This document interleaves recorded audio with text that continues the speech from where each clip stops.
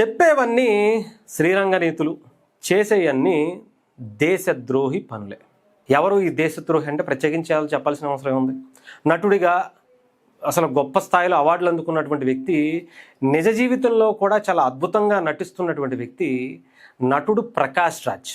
ఇప్పుడు దేశద్రోహి ప్రకాష్ రాజ్గా పేరుగాంచినటువంటి వ్యక్తి, అందరూ బిరుదులు ఇస్తున్నటువంటి వ్యక్తి. ఆయన ఇప్పుడు అరెస్టు కాబోతున్నాడా అంటే ఎస్, అవుననేటువంటి వార్తలు చాలా బలంగా వినిపిస్తున్నాయి. ఏంటి, ఎందుకు? అతను ఏమన్నా దేశద్రోహ పనులు మళ్ళీ ఏమన్నా చేశాడా? అలాంటి దేశద్రోహులకి ఏమన్నా వత్తాసు పలికాడా? గతంలో టెర్రరిస్టులకి వీళ్ళకి వత్తాసు పలుకుతూ ట్వీట్లు చేసినటువంటి వ్యక్తి అలాంటి పనులు ఏమైనా చేశాడంటే అంతకు మించినటువంటి పనులు కూడా చేస్తూ ఉంటాడు కదా. అది ఆయన స్వభావం. చెప్పాలంటే అది దినచర్యగా ఈ దేశద్రోహానికి సంబంధించినటువంటి పనులు చేయటం కోసమే తన పుట్టినట్టుగా, దానికోసమే బ్రతుకుతున్నట్టుగా, కులాల మధ్య మతాల మధ్య చిచ్చులు పెట్టడమే, ఈ దేశాన్ని విచ్ఛిన్నం చేయటమే తన ప్రధాన లక్ష్యంగా వేరే వ్యక్తుల్ని, అలాంటి వ్యక్తులని తయారు చేసుకుంటున్నటువంటి వ్యక్తిగా ప్రకాష్ రాజ్కి మంచి పేరే ఉంది. అలాంటి వ్యక్తి ఇప్పుడు ఎందుకు అరెస్ట్ కాబోతున్నాడంటే, రీసెంట్గా బెంగళూరు కోర్టులో ఒక వ్యక్తి కేసు వేశారట. ఇతను 4 రాష్ట్రాలకు సంబంధించినటువంటి ఓటర్ ఐడి కార్డులు పెట్టుకున్నాడు. అక్కడికి కూడా వెళ్ళి ఓట్లు వేసి వస్తూ ఉంటాడు.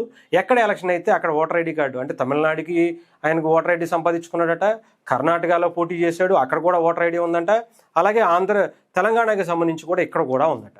ఇలా మల్టిపుల్ ఓటర్ ఐడి కార్డులని ఆయన పెట్టుకున్నాడు. ఆయన దేశద్రోహానికి పాల్పడుతున్నాడు, ఆయన చాలా దారుణమైనటువంటి వ్యక్తి అని చెప్పి ఒక వ్యక్తి కోర్టులో కేసు వేశారు.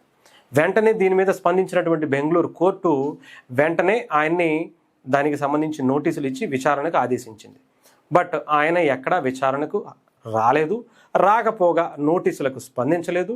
ఇక్కడ ఎవడేం చేసుకుంటాడు చేసుకోండి, నేను చేసేవన్నీ అలాగే ఉంటాయి. అవసరమైతే టెర్రరిస్ట్కి సంబంధించినటువంటి వ్యక్తి ఎవడన్నా జైలు పాలైతే నేను స్పందిస్తాను, కానీ కోర్టు మాట్లాడితే నేనెందుకు స్పందిస్తా? అవసరమైతే బెట్టింగ్ యాప్లకి సంబంధించి నేను 4గురిని చంపేయడానికో, దాన్ని ప్రభావితం చేసి గ్లామ్లింగ్ ఆడి వాళ్ళ జీవితాలు రోడ్ల మీద పడేటందుకు, లేకపోతే నాశనం అయిపోయేటందుకు నేను ఏమన్నా ప్లాన్ చేస్తాను, కానీ వాళ్ళెవరో కోర్టుకు సంబంధించిన వ్యక్తులు నోటీసులు పంపిస్తే నేను ఎందుకు స్పందించాలనేటువంటి తీరులో ఆయన స్పందించకుండా వదిలేశాడు. కోర్టు ఒకసారి చూసింది, 2 సార్లు చూసింది, 3వసారి ఇంక ఇలా కాదు, దీని మీద ఆయన ఎక్కడా కూడా మాట్లాడలేదు, వెంటనే తీసుకొచ్చి అరెస్ట్ చేసి లోపల పడేయండి అని చెప్పి non bailable warrant Bengaluru court చేసిందట. సో ఇప్పుడు అల్టిమేట్గా వెళ్ళాల్సిందే, కోర్టు మెట్లు ఎక్కాల్సిందే, దానికి సంజాయిషి ఇవ్వాల్సిందే.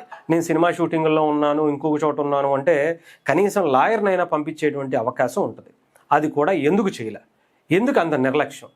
నీకు అసలు ఇన్ని రాష్ట్రాల్లో ఓటర్ ఐడీలు ఎందుకు పెట్టుకున్నావు? నీ ఉద్దేశం ఏంటి? నీ ఆలోచన ఏంటి? నార్మల్గా కేంద్ర ఎన్నికల సంఘం ఎక్కడైనా సరే ఒక ఐడి కార్డు, ఒక ఓటర్ ఐడి కార్డు మాత్రమే ఉండాలనేటువంటి రూల్ ఉంది. దేశంలో ఒక వ్యక్తి ఒక చోట మాత్రమే ఓటు వేసే హక్కుని కల్పించింది ఈ భారత రాజ్యాంగం. మరి అలాంటి ఈ రాజ్యాంగాన్ని తూట్లు పొడుస్తూ నీ ఇష్టం వచ్చినట్టు అక్కడ ఒకసారి, ఇక్కడ ఒకసారి, ఇంకో చోట ఒకసారి నువ్వు ఎక్కడెక్కడ నీ ఇష్టం వచ్చినట్టు ఓట్లేస్తావంటే కుదరదమ్మా అని చెప్పి ఇది దేశద్రోహం కిందే వస్తుంది అని చెప్పి మాట్లాడుకుంటున్నటువంటి పరిస్థితి అయితే ఉంది. మరి ఈ దేశద్రోహి, ఈ సంఘ విద్రోహ శక్తి మొన్న ఒక ప్రెస్ మీట్ మాట్లాడితే మనకు తెలుసు, ఆ ఉడిపికి సంబంధించినటువంటి ఇష్యూలో వెనకాల బ్యాక్ ఎండ్ ఈయన మాటే ఉంది, ఈయన పాత్రే ఉంది, ఈయనే కావాలని అలాంటి వార్తలను కల్పిట్ చేసి అక్కడ ఉండేటువంటి హిందూ సమాజం మీద ఏదో ఒక చెడు ముద్ర వెయ్యాలనేటువంటిది, స్వామీజీ మీద ఒక చెడు ఇంపాక్ట్ క్రియేట్ చేయాలని ఒక కుట్రపూరితమైనటువంటి ఆ కుట్రలో ఇతను కూడా భాగస్వామి అని అతని పేరు కూడా వచ్చింది. దానికి సంబంధించి ఒక ప్రెస్ మీటు అక్కడ మీడియా ప్రతినిధులందరూ కూడా మాట్లాడుతుంటే క్లాప్స్ కొట్టి వెకిలి నవ్వులు నవ్వి అక్కడ నుంచి పారిపోయినటువంటి పరిస్థితి.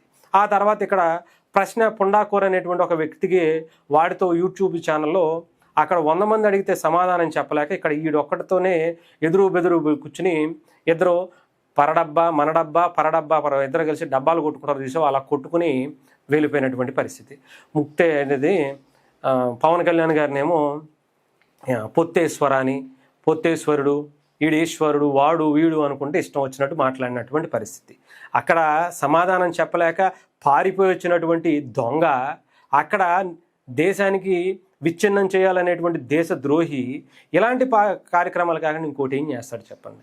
సో ఏదేమైనా సరే ఈ రోజు కాకపోతే రేపు ఎప్పటికైనా ఈ దేశద్రోహిని ఈ దేశం నుంచి బహిష్కరించేటువంటి పరిస్థితి ఉంది అని చాలామంది మాట్లాడుకుంటున్నారు.